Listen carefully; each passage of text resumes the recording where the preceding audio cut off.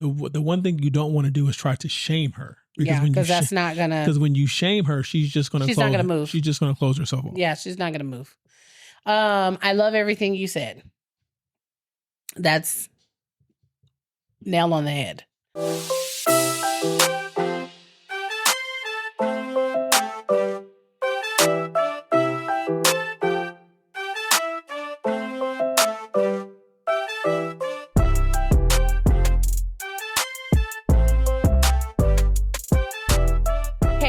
Welcome back to another episode of Life After I Do.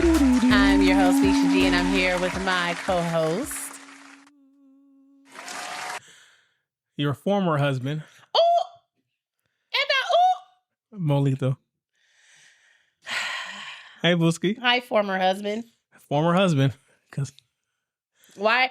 Tell the people why you will now be referred to as my former husband. Because you want to be the man around here. Oh, my gosh.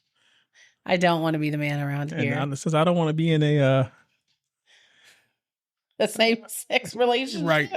Bye, DeMille. You're so ridiculous. So he's saying that because, like we have mentioned, we both have been in the gym, right? Uh-huh. And I think I have said this before that, last year I was with a trainer and I was working on my powerlifting because I like powerlifting. So I like to lift. She's not going to be strong. I like to lift a lot of weight, okay? Or as much weight as I can lift. And so my husband and I have recently been back in the gym, and you've been doing amaze balls. I've been going harder than you. Yes. I wouldn't say that, but you've been doing really, really well. No, you probably have been going harder than me. I'll admit. But you've been doing really good. You've been doing good too. Thank you. But you've been doing really, really good, and you're looking amazing. But anyway, he says I'm trying to take over being the man because we did our in-bodies. For those of you who don't know what an in-body is, it's one of those little machines. It's a full body scan where they measure your muscle mass, your fat, your visceral fat, your all your matrix, all your skeletal matrix. So it breaks it down with your water and everything and your weight, right? And your fat mass. And so our results came back, and it came back that I have 100. Well, no. Okay, 99.4. Sorry, let me be exact. I'm 99.4. What is it? Percent? Do they break it down? It's what is it? 99.4 mass? No, yeah, 99.4 pounds of muscle yes, mass. Of skeletal muscle mass. Yes, I'm 99.4. Which is crazy because you're short. I'm 99.4 skeletal muscle mass. So for my age and my height, I carry quite a bit of muscle. My numbers were high too. And his numbers were high too. He was in the 90s. 94.6. 94. So if she want to be the man, oh my gosh. So he tells me this morning, Kainisha, you cannot be stronger than me. Nope. I refuse to let you be stronger than me. I refuse. I don't even want to be But in all fairness, I don't even want to be a power lifter, but now I got to be. Oh gosh. Okay. Now that's ridiculous. Now Maurice. I gotta be. You're not even interested in the sport. I'm not. But you're not gonna be stronger than me. Now I got you. But when the guy did no more cutting weight. I don't think he was expecting it. Straight. I'm doing straight strength training. I'm not trying to cut weight no more. Well, see, I'm about to go the opposite direction though. I'm not trying to lose another pound. I'm trying to do nothing but gain muscle. I'm about to double my carb intake. Oh my gosh. I'm about to double my protein intake. I'm about to double my calorie intake. You hear him? I'm about to consume food to feed your muscles. Like I'm training for Miss Olympia. I can't. And now I'm gonna push hard. In all fairness, though, I'm just playing. I'm not doing that. I think another contributing factor to that also is because you have a uterus that's more muscle. That has nothing. You have more. You have extra organs that require muscle. Here we go with that I don't have. Okay. Because there's no muscle in my scrotum sac. There's no muscle there. It's just wasted space that's probably just got fat around it. You know what I mean? And obviously your uterus is larger than my member. So so whatever you have to do to ease your mind. Because then you got plus your fallopian tubes. Oh my gosh. Those are probably muscle too. So Bruce, that's literally not how that works. I don't know. That's literally not how that works. I don't know how it works. I just know I'll be in there. Right. But you're doing great. And you have a good amount of muscle. But he was really surprised. He was really surprised when he printed my. I'm still stronger. It don't matter because I'm still stronger. You are. I'm stronger than you, and I will always be stronger than you. You will always be stronger than me. And the day that you're stronger than me, I'm just gonna shoot you. Wow. I'm happy I got that recorded though. Yeah, record it. I'm happy that's like on tape. You're gonna start getting random injuries so you can't lift no more. That is, the tongue is a powerful thing. So if you could, you could not put that out there because my wrists are already hurting a little bit. I was just thinking right now, so I don't even have to say that because between your wrists and your heels, you gonna take yourself out. I will say, okay, so today at the gym, when I went to the gym today, like, let's get into our weeks. When I went to the gym today, I was waiting for what is it? Is it that the row? Probably. Is that the row? The one you do where we sit down? Yeah, that's probably. Okay, the row machine. And so this guy was sitting there and he probably did like 4 sets and he had a 45 plate and a 25 plate. Lightweight. And so he was going, but like you could see like on his face, and that's where I start at. So like when he was done with his sets, I hurried up and went over and I was just like, okay, it's already set up. The only thing I had to do was adjust the seat. But he went to the weight rack, like right in front of me, right in front of me, but a little off to the right. And so I didn't take the weights off. And so I could see him, he looked back and I'm like looking forward so I can see him out of like my peripheral. Mm-hmm. And he turns around and he looks because he's trying to see like if I'm going to take the weight off. And I'm like, I'm not going to take the weight off. So I warmed up basically like with what he had on there. Yeah. And so then I can see him, he's going over there. He's like, doing his whatever with the weight bitch.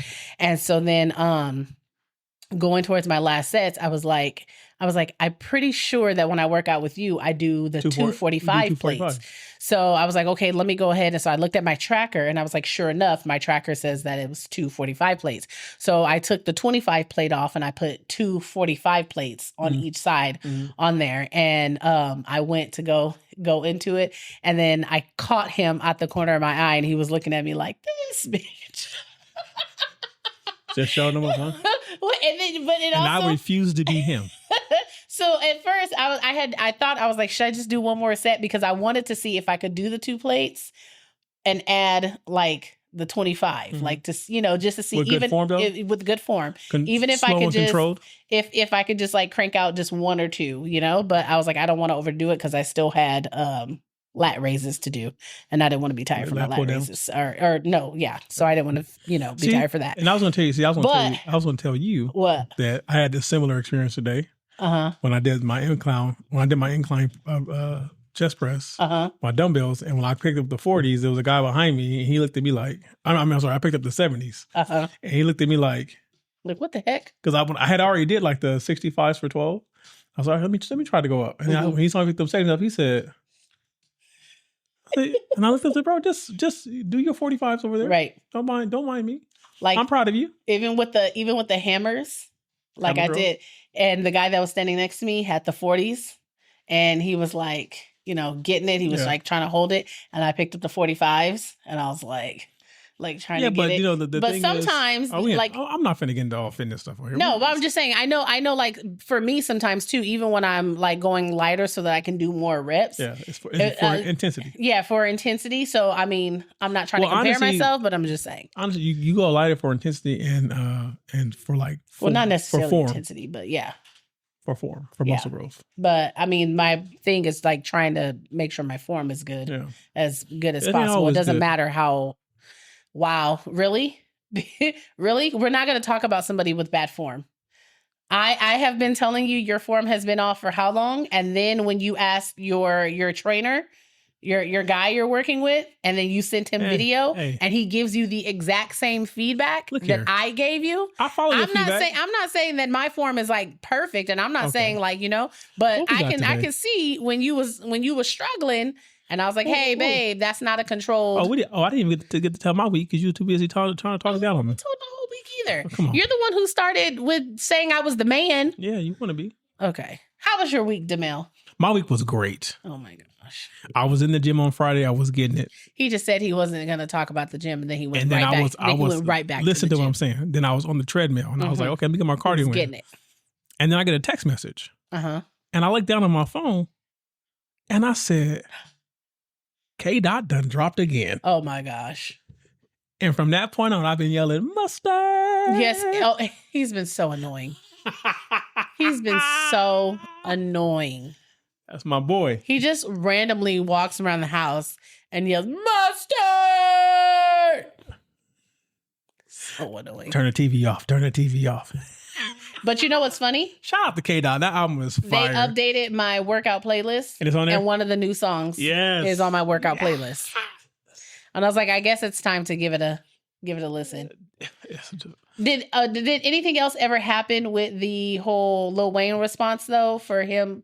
And in what context? Because I haven't listened to it, but in what context did he mention Wayne? Okay, was it like a shot, or this was is not, it like? I'm gonna summarize this because this is not what our podcast is about. Okay, but we're recapping, right? Yeah, we're recapping, right? So anyway, what happened was, as you know, Kendrick got the Super Bowl. Okay, the Super Bowl's in Louisiana this year. It's in New Orleans. Okay, right. So it was outraged. People were saying Wayne should have got the Super Bowl. Yada yada yada. Oh, because he's from right. Uh-huh. Wayne did make a statement. He appreciate the love, all that, right? Whatever. Before right? Kendrick said something. Before Kendrick, right? Okay. People are saying that Kendrick dissed Wayne because, Kendrick responded to, the whole thing. Kendrick said something along the lines of, I used to bump the Carter 3 growing up, something, I forgot everything he said, but it ends up with, I guess I let Lil Wayne down. Or no, something like that. I guess I let Wayne down. Something like that, right?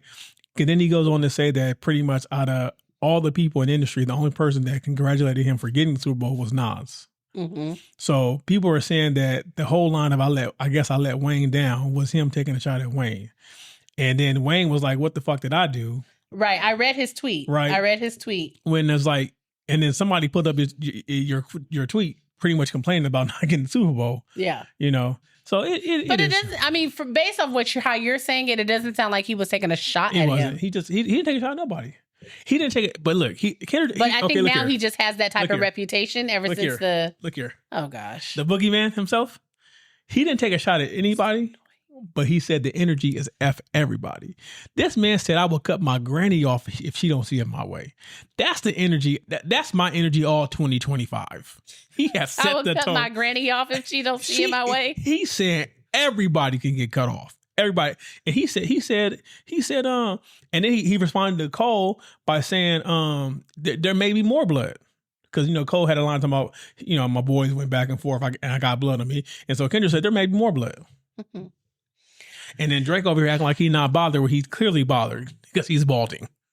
By Maurice. He's bothered. He's clearly bothered because he's balding. He's balding. No, I don't think so. And to announce a tour that starts the same day as the Super Bowl, and then you're going to name the tour I Need a Max Win?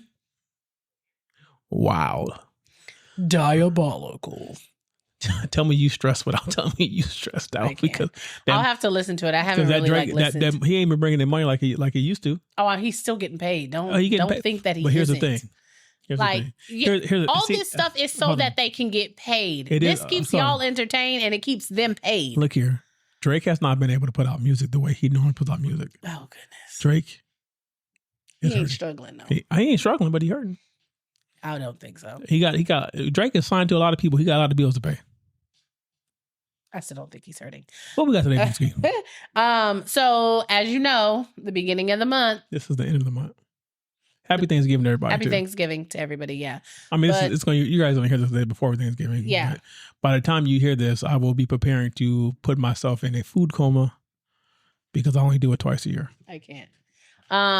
But yeah, so it's one of our favorite episodes. What is that?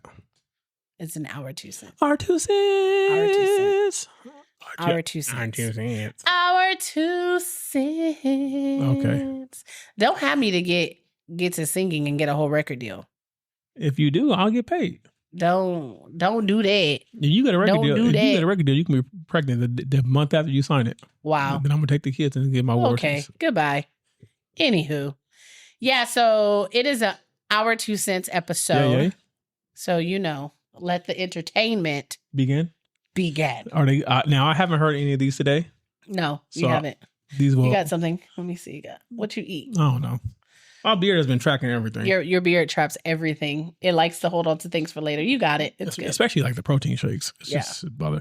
Anyway, yeah. So I haven't heard anything. These will all be blind reactions by me, which most of my reactions are blind.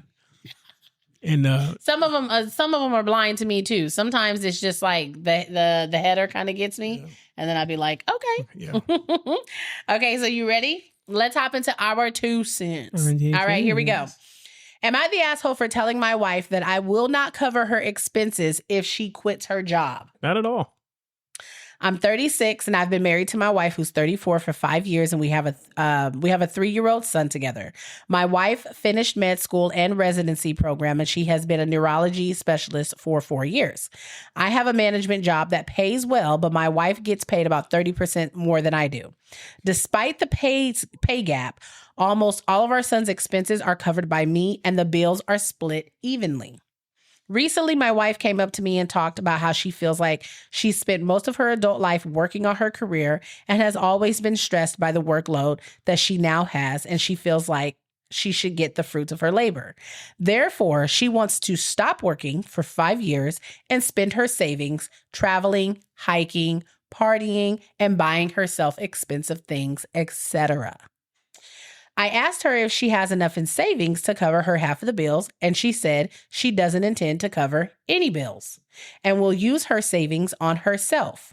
So she's basically asking me to cover all of our bills and our son's expenses while she spends her money on entertainment. I told her that if she did that I would be left with 0 savings every month and basically living from paycheck to paycheck. She says she sees no problem in that and that I can work overtime if I need to.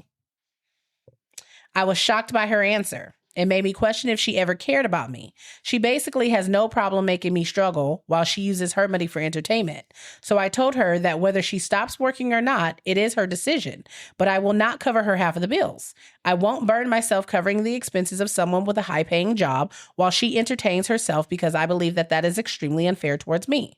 I reminded her that I have been covering all of our son's expenses and half the bills despite the pay gap. So I have already been saving less, and now she wants to drain my savings and have me burn myself up so that she can entertain herself. Absolutely not.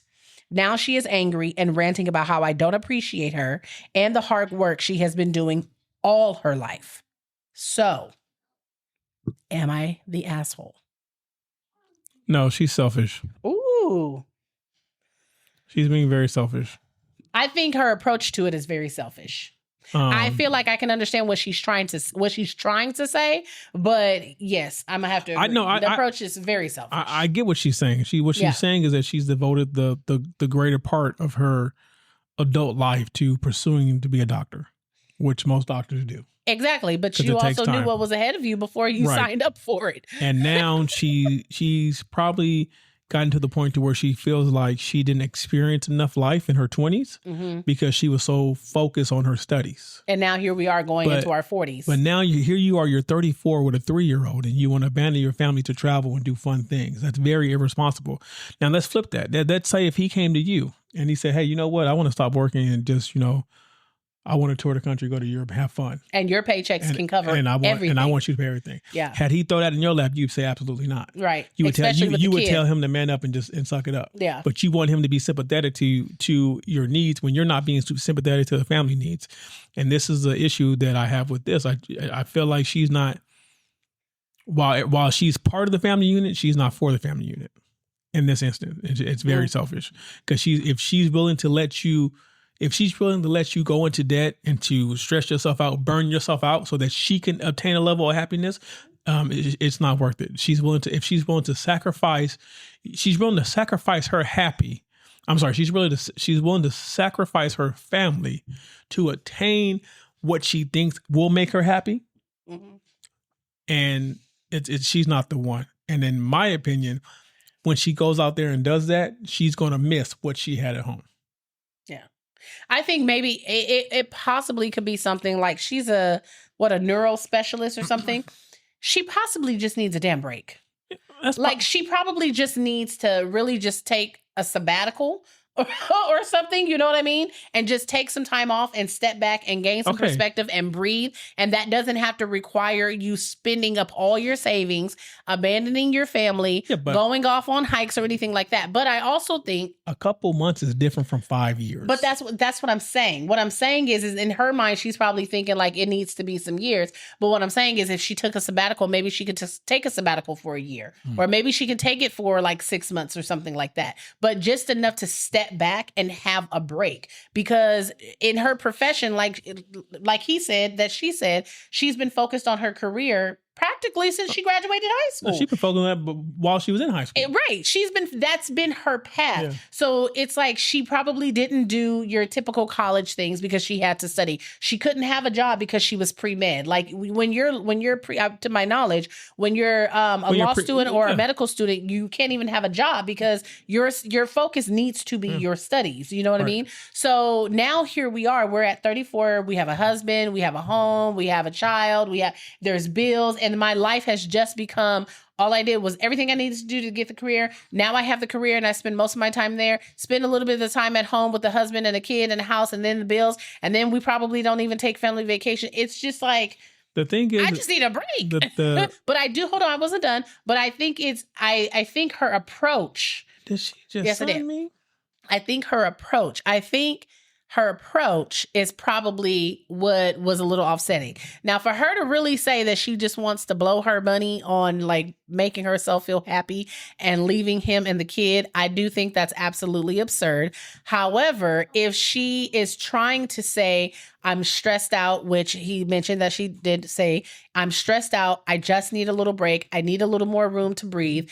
Can we come up with a game plan to where the bills can get taken care of? I can take a little bit out of my savings for myself and I can go off and I can do this. If I take a year off from work, can we carve out some time where we can take like a week long or 2 week long vacation? Or I just need to take a week off like by myself and go do the things that I need to do to re-energize me and focus on me and then come right on back. But it doesn't have to be something as drastic as you basically saying, F the household and I'm going to take me and all my money and go spend it. Like I said, a couple months is different from 5 years. And that's what, yes, I understand that. And I think if she would have packaged it, like we're talking about last episode, packaging it the way you said it, right? And she would have said, hey, can I just have a couple months to myself?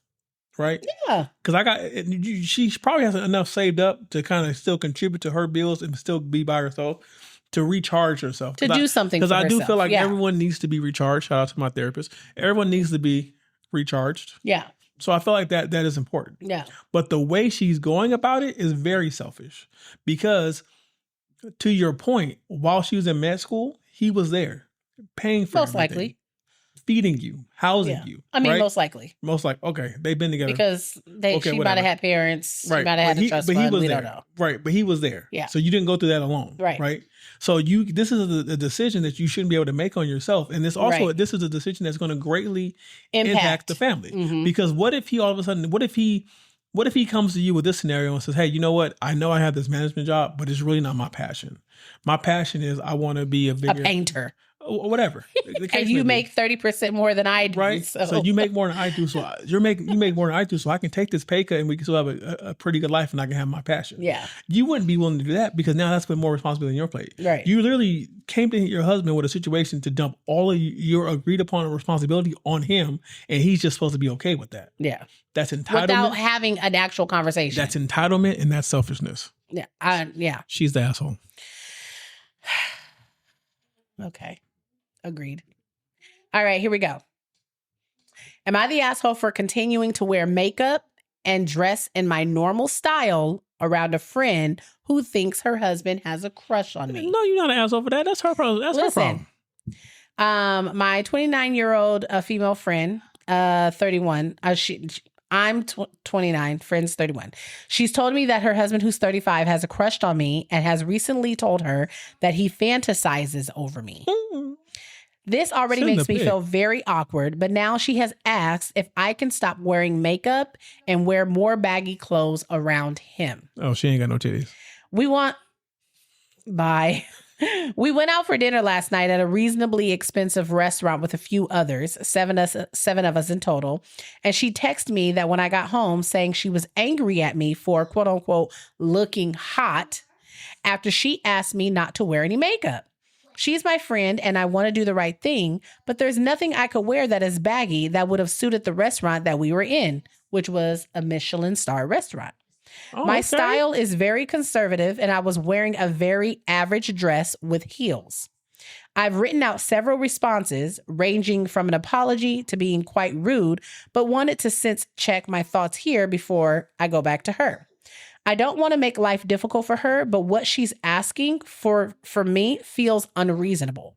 Am I the asshole? You are not the asshole. You are not responsible for her self-confidence. And if she has a problem with the way her husband is oogling you, she should address that with her husband, or maybe she shouldn't bring her husband around you. You live your life, you stay beautiful, you stay sexy, you wear them heels and you keep them things out. Okay, so there was like a little edit to it. She had said that the husband had commented on one of her posts and also liked one of her pictures. One of her pictures. Okay, again, all you can do at this point is that you can either block her. You can block her husband and be nice, or she can have this conversation with her husband because her problem is not with you. Right. Her problem is with her husband. And it's making her feel insecure. Right. So if her husband, she needs to address the issue with her husband. If her husband is fantasizing about you, it's affecting her self-esteem. Right. So now she's looking at you. Like you the problem. Like you're the problem. And you're not the problem. To try to make herself feel better because I wish somebody would ask me to come in and say, can you make yourself look uglier? Can you make yourself smaller? Because you're a little too big and people like it. So if you can just make yourself a little smaller in the room. No.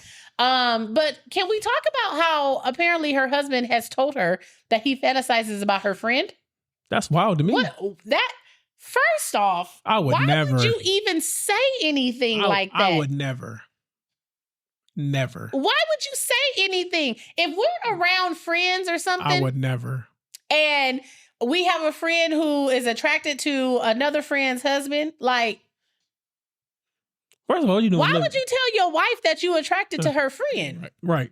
I'm so confused. That's the part that befuddles me. Well, maybe they have transparency in their okay. Okay. Yeah, I mean, hey, listen, I'm all for transparency. I'm all for being honest. I'm not. But if you are going to come to me and say, hey, I think one of your friends is attractive, that's different. Because then you doubled down and said, I also fantasize about her. Okay, look here. Okay, listen. Hold on. As a man, I think it's okay for you to acknowledge that another woman is attractive. It's beautiful, yes. Right? That's okay.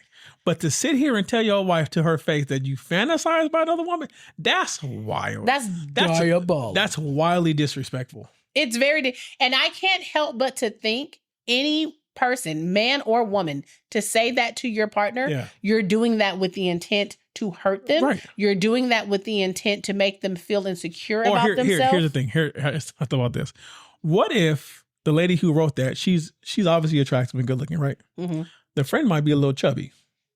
She might have had 2-3 kids, got some baby weight on her. You talking about the one that's married to the husband who told her that he's attractive, huh? So she's probably she's dealing with some stuff. She might be dealing with some self-esteem issues. Mm-hmm. Well, she's definitely dealing with them by her response. Well, he just put another brick right on top of it. And he's making it worse. But he's doing it on purpose. He has to be. Because oftentimes, men say things and they think that if I say this, she's going to take it this way and it's going to get her to change something. Yes. And that's not he probably mentioned she looks really nice. She takes care of herself. Yeah. She's always well dressed. And it's like, here you are, a stay-at-home mom of 3. You're running around and every time I come home, you're just never put together. All I get is messy bun. All I get is messy bun and crew necks. Sweats. It's crew necks. Thank you very much. See, look at that underlying shot you just took at me. I didn't like that. I said sweats. I didn't like that. And I prefer leggings and crew necks. Thank you very much. And you look good in them. I wasn't talking about you. No, the way you looked at me was the way you looked at me. Okay, I'm done with this one. Okay, moving on to the next one. This one I think you might have heard. Not attracted to wife anything. Anything? He ain't attracted in any way, shape, or form. Damn. Me and my wife are both 38 years old, and we've been together 18 years and have a 10-year-old son. She's a great mother to our son and an okay housewife. Damn. When I met her, she was around 5'7" and about 150 pounds. Over the course of our relationship, her body has changed drastically. She has put on a lot of weight, and I'm not talking 20 or 30 pounds. She's probably tipping the scale at 300. She's been checked by doctors and has no health issues that would affect her weight gain. I've always been somewhat fit and kept up on my appearance. I walk, I bike, regular workouts 3 times a week. I've asked her to join me hundreds of times and only get the same answer. I can't. What's the point? She shows no interest at all, and I'm really starting to be worried about her long-term health. I have stuck with her through it all, but it's gotten to a point where I'm no longer attracted to her. She shows no signs of wanting to lose weight or get healthy. I'm actually considering leaving her. I feel awful about it, but I need physical and sexual attraction in my life. I guess what it comes down to is just my son, and that's why I stay. You told this woman that you would love, honors, and cherish her in sickness and in health. Bear the weight. I mean, you're not wrong. You shouldn't leave her. You shouldn't, because like we always say, people are going to evolve. And they're going to change. And here's the thing. Your son is 10, right? Yeah. What you said, 10? 10. You don't know what type of pregnancy she had. She may have had postpartum. You don't know what that was never taken care of. Never taken care of. You don't know what that, you don't know what the pregnancy did to her physically or mentally, right? So she could have mental blocks that she just don't see. And also it could be that maybe the way that you're engaging with her and asking her to get fit is counterproductive to what you're trying to see. Like he's not being encouraging, he's being judgy. Right. And so here's the thing. It's like maybe you don't ask her to go to the gym, don't ask her to walk. You just start planning things that's going to require her to be physical. Mm-hmm. So plan, take her to a winery tour. Right. You know what I'm saying? There's things that take her to an amusement park. You're going to have to walk around an amusement park. Yeah. Take her to things where she's going to have to be active, right? And not only that, talk to her and see how she's doing mentally. Yeah. Right? You're focusing too much. I feel like you're focusing too much on the physical. While I can understand that you may not be attracted to her because she doesn't have the appearance of what she had when you guys met, when you fell in love with her. I understand that. But you should also understand that over time, those things change. Mm-hmm. And there may become a time in your life where you're not the quote unquote fit person you see yourself to be. Right. So I don't think her weight gain should be a reason why you leave. I think you need to sit down with her, have an open, honest conversation, express your concerns, and maybe approach the situation differently. Make the getting back in shape fun. Make it healthy. Find the healthy alternatives in like food that still tastes good. Like there's other ways to go about it. The one thing you don't want to do is try to shame her. Because that's not gonna. Because when you shame her, she's not gonna move. She's just gonna close herself off. Yeah, she's not gonna move. I love everything you said. That's nail on the head. Nail on the head. I think especially when it comes to losing weight, we just had this conversation, and this is in no way, shape, or form an excuse at all. But we just had the conversation about the differences between men and women and losing weight and how weight, fluctuates for women and how men fluctuates. Because your hormones is crazy. I mean, wild, diabolical. As a man, if you just research what a woman's body goes through and just in the form of hormonal changes, you'll give them credit.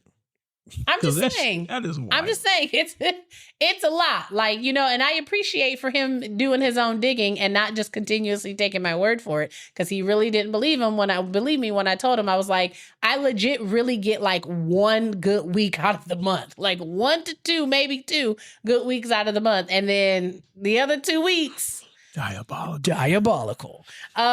So he's looking at it from the approach, well, I can get up and I can work out 3 days a week. I can hike, I can bike, I can, you know what I mean? For him, it's just like, it's a no-brainer. I've been doing this for years.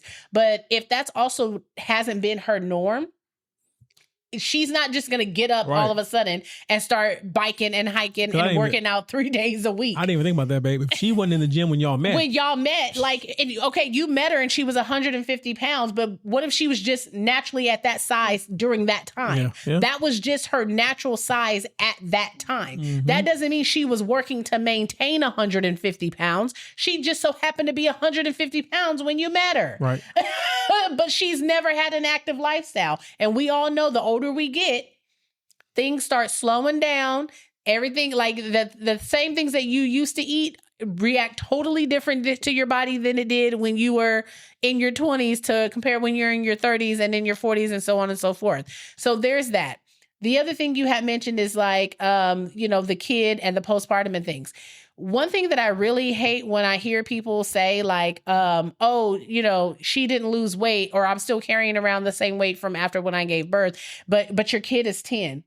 Okay, but if there was medical issues that were not addressed at that time, they could still have lingering effects. Now, I know he said that she doesn't have any health concerns or health problems right now.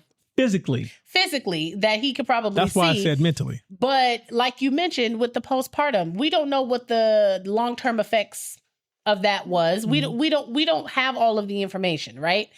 Now, with all that being said. With all that being said, I do, however, think that you also do have a responsibility to be attractive for your partner. For your partner, yes, right. Now, I'm not saying, if he's saying that she's like 300, but when he met her, she was 150. 150 may not be her healthy weight body type at 38, Like maybe her being 180 or hell, I don't know, 200. We don't know what her body type is or whatever she requires or whatever, But 150 may not be what would be healthy for her right now. 150 not at even 38, healthy. It may not be sustainable. 150 at 38 is not going to look the same like it did when you met her. How long did he say they were together? Like 10 years or something like that. It's not going to look the same. It's not going to be the same, right? It sounds like he's just mainly focused just on the weight. Yeah. I know he mentioned that he's concerned with her long-term health. Mm-hmm. But he's really just concerned with the way the weight looks on her, and he's not attracted. And I do want to say, I don't want this to sound mean, but if he's not attracted to her, he's not necessarily wrong for feeling like he's not attracted. He's not wrong for feeling like he's not attracted to her if that's not the body that he's attracted to. Right. But I do think if it is something that is impacting the marriage, that she also has to start addressing it in some way, shape, or form. Right. Like whether even if you're just showing good faith to go on a walk with him. You know what I'm saying? Like if you don't have no intentions of getting back down to 150 and his biggest concern is that you're not even trying, I'll go on a walk with you twice a week. Yeah. You know what I'm saying? Here's another thing I was thinking.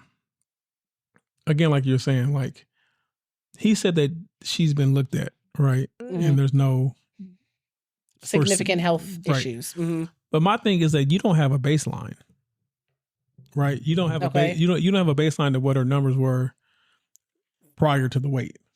So you can't really, you just know the weight change, right? We don't know what the factors are. Like I said, and it could be, you could be over here being the most fit and shape person, and then, but that don't mean you're healthy.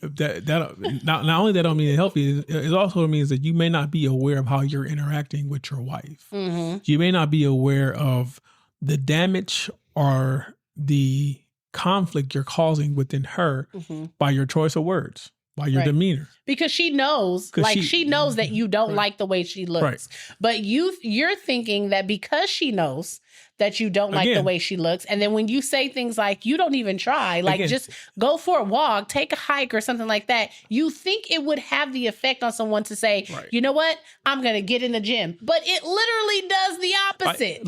Like I just said about the last one. A lot of times as men, you say things expecting your woman to move a certain way, and it does not go the way you want it to go, right? And to me, that is just a clear indication that you don't know your woman. Yeah. Because if you knew your woman, you would know what to say to get her to move the way you need her to move. So you need to actually sit down and have a heart-to-heart with your wife about how she's doing. Don't mention the weight. Yeah. Don't mention. Just check in with her. Don't mention the level of attraction. See how she's doing. Yeah. Just ask her if she's okay. Right. Right. And then you can talk about your concerns. And then you can bring up your concerns. But I also want to say this. Like I said earlier, you stood across from her and said you love, honor, and cherish to death do us part. In sickness and in health. Right. So now, if you're telling me that you want to walk away because with your eye, right, she's not what you want to see, I would then question you and ask you, where did the love go? No, I would question and ask, what was the marriage based on? What's the foundation? Was there ever love there? Or were you just enticed by her looks because she fit the mold of what you thought your woman should look like? Well, he also mentioned that she was an okay housewife, so maybe he's not happy with that either. Right, that could be a problem as well. Yeah. Again, that's another issue that you bring to her because again, all of this could stem from how she's feeling internally, and maybe she needs to go somewhere where she could talk to someone and it be safe. Yeah, I agree. I think it's all in the approach. Yeah. Because it's not what you say. It's how you say it. It literally is how you say it. Mm-hmm. You could say anything. You could be talking to a person and dogging them in front of their face. But if you do it with a smile and a soft delivery. If you look here, if you're talking to a person in their face and you want to talk shit about them, just use words with 3 or 4 syllables. Okay. They're going to lose it. They're not going to be able to keep up. Okay. This one says advice needed. Okay. Am I the asshole for refusing to host Thanksgiving after my sister handed out a quote unquote family code of conduct contract? This happened recently and I'm still baffled. Wait, hold on. Did they say what nationality they are? No, not yet. Because this is a different this is levels of funny. It says, for context, I've hosted Thanksgiving for my family every year since I moved into my house 5 years ago. It's always a little messy and chaotic, but that's part of the charm, right? It's a house. You live in it. You got kids. This year, my sister decided she wanted to, quote unquote, help bring some order to the gathering. At first, I thought she just meant coordinating who would bring what dishes or helping with cleanup. Instead, she showed up at my house last week with printed copies of what she called a family code of conduct contract. She handed these out and insisted everyone read and sign them before attending Thanksgiving. Some of the highlights include a rule against overlapping conversations at the dinner table with suggestions for taking turns, like a respectful debate club. Another one is a ban on political and controversial topics, with her as the final arbitrary of what was to be heated. Another is a dress code of smart casual, because holiday photos should reflect well on the family. And another is assigned seating that she claimed was based on optimal personality compatibility. She was completely serious when I laughed and said, "You can't be serious." She accused me of not taking her efforts to improve family dynamics seriously. I told her I wasn't going to enforce a code of conduct at my house, and that if she wanted to micromanage Thanksgiving, that she could host it herself. She doubled down, saying I was being ungrateful and stubborn. I canceled hosting, and now the family is mad at me.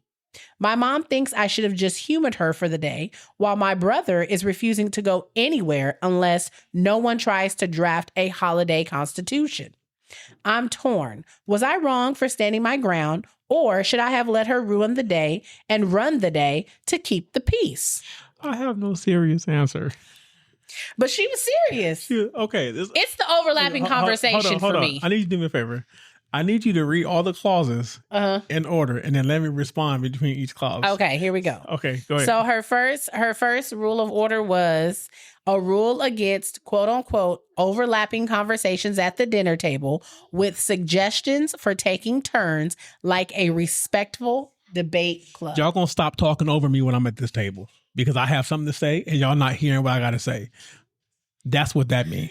Y'all finna stop talking over me. Next one. I think next one. Okay. A ban on political or controversial topics with her as the final arbiter of what was to be heated. I know that we don't all agree on the same things, but I know what's right. Y'all don't. So what I say it is what it is. And we are not going to argue no further about this. Next one. A dress code of smart casual because holiday photos should reflect well on the family. I'm tired of these kids showing up in pajamas and Crocs, messing up my holiday pictures. And I can't post nothing on Facebook or Instagram because your house is messy in the back and then nobody showed up in proper clothing to take a damn family photo. So we got some people who took it serious and dressed up, the other half wearing pajamas, and then y'all didn't even bother vacuuming the damn carpet before we got here. That's what she was upset about. And then the other one is assigned seating that she claims is based on optimal personality compatibility. Y'all know damn well I don't like Steven. Stop sitting his ass down here by me, so I don't want to talk to him. And you know that Uncle so-and-so and Boyd can't sit next to each other. Uncle so-and-so and Boyd? Yes. Uncle so-and-so and Boyd is wild. Not Boyd. Not Boyd. Not her trying to dictate though. No. Tell me your type A without telling me your type right. A. Because she wanted complete control. She wanted it to be orderly. Right. And here's the thing. Everything that she mentioned on there. Do you like it? I'm not opposed. See, I know it. It's giving Karen. I'm not opposed to it at all. It's giving Karen. Because listen, the only thing I can think of. It's giving Karen. Listen, at the table, right? When we're all sitting down, we're all having food. But most people eating. sit next to who they want to sit next to anyway. That's true too. The only thing I would say is that doesn't necessarily get on my nerves, but kind of does get on my nerves is when everyone's having multiple conversations at once and we're all at the dinner table. But that's also a part of the fun about having family. Right. Like everything is loud. Like when your family came down, it was your family. My mom and them came down. Our house was... My family's not loud. Boy, please. We talk at a respectable level. Okay. The house was chaotic. Like when it was great. Though. It was great. Like when your mom and my mom were in there making breakfast. It's a different conversation in every room. In every single room. We were all sitting at the table, and then it's like there's conversations happening in the kitchen. There's conversations happening at the table. So the kids were in the living room. We were all talking, and then it's just like when we sat down to eat breakfast, it was a table full of food and a whole bunch of people, and everybody was talking, and it was loud. So we could have fell in elementary school, though. Right? But it was like that was what was fun. Yeah. It was fun because we were all together. We were laughing. We were having a good Nancy time. Over here did order. Okay, I need order. But maybe she said that because we don't know what type of family she got. Maybe she got a family that get hype. Maybe she got a family, that's why she was like, the political conversations, we not finna do that because that's just going to ruin family dinner. So I'm going to be the person that's in charge, and I'm going to let y'all know what's appropriate to speak about at the dinner table and what's inappropriate to speak about at the dinner table. That's wild. Okay? This is Thanksgiving. All right? But she's not giving. She's giving. She gave them a code of conduct contract. It's giving Karen. It's giving that she cares deeply it's giving, for her let family. Me talk to the manager. She cares deeply. It's giving, I'm going to call the authorities. You're not going to talk about my friend. You're not going to talk about my friend. She just wanted a little bit of order. That's it. Are we going to really get on her for wanting a little bit of order? Yes, we are. She wanted order in the court. Okay. Order at the dinner table. Okay, well, that's it. She's not Judge Mathis or Judy. Shut up. She's not Judge Mathis or Judy. But I'm with old girl though. If you got all these stipulations, then host it at your house. You host it. Yeah, because that is kind of wild coming into somebody else's house and then it's clear and making that claim. And then it's clear to me, at least, that the family don't want to go to her house That's why the mom mad that she canceled. And the brother talking about, I ain't going nowhere. Where there's a contract that has to be signed. No, he said Constitution. He said, I ain't doing it, bro. I can find somewhere else to eat turkey. I don't care nothing about your bylaws or tri-laws or whatever you want to call them. He said, we're not doing that. We ain't doing it. We're not doing that. It's not for me, my boy. We're not going to do that. My boy. We're not going to do that. Shout out to my Eagles. I know that was random. But yeah, that was a good one. That was a good one. That was crazy. That was. I mean, but I could still understand where she's coming from. Don't get me wrong. I can, you know me. I can understand where she's coming from. You got Karen tendencies. I don't have Karen tendencies. Stop saying that. Or should I say Ken? There's somebody out there whose name is Karen. Or should I say Ken? Yeah, because you're a good man. Okay. We're back to this again. There's a lot of people out there named Karen that don't like well, it's fine. It's a lot of Shaniquas out here that don't like being assumed that they're ghetto because their name's Shaniqua either. So you Karen's gonna live with it. Yeah, right. Shaniqua. It's a lot of Felicias that's tired too. But they're gonna live with it. Felicia's diabolical. Bye, Felicia.